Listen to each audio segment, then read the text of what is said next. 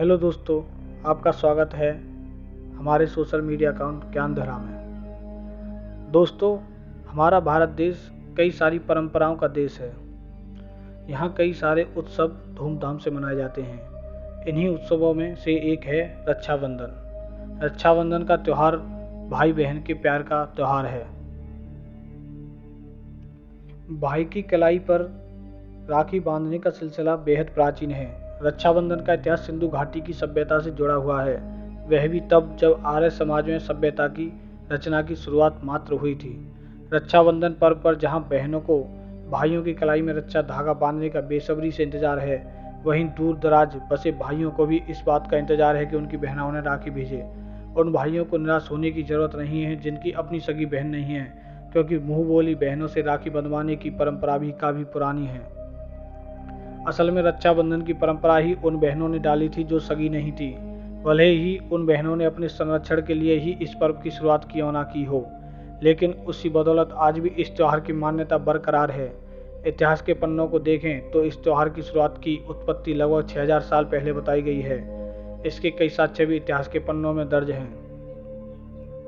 रक्षाबंधन की शुरुआत का सबसे पहला साक्ष्य रानी कर्णावती व सम्राट हुमायूं है। मध्यकाल युग में राजपूत व मुस्लिमों के बीच संघर्ष चल रहा था। रानी कर्णावती चित्तौड़ के राजा की विधवा थी। उस दौरान गुजरात के सुल्तान बहादुर शाह से अपनी और अपनी प्रजा की रक्षा का कोई रास्ता न निकलता देख रानी ने हुमायूं को राखी भेजी थी।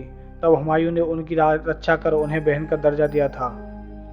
दूसरा उदाहरण अलेक्जेंडर व पुरु के बीच का माना जाता है। कहा जाता है कि हमेशा विजयी रहने वाला अलेक्जेंडर भारतीय राजा पुरु की प्रखरता से काफी विचलित हुआ। इससे अलेक्जेंडर की पत्नी काफी तनाव में आ गई थी।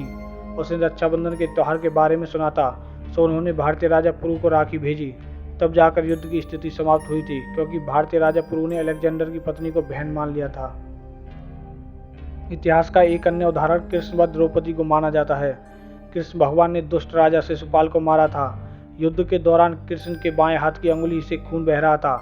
उसे देखकर द्रौपदी बेहद दुखी हुई और उन्होंने अपनी साड़ी का टुकड़ा चीर कर कृष्ण की अंगुली में बांधा, जिससे उनका खून बहना बंद हो गया। तभी से कृष्ण ने द्रौपदी को अपनी बहन स्वीकार कर लिया था।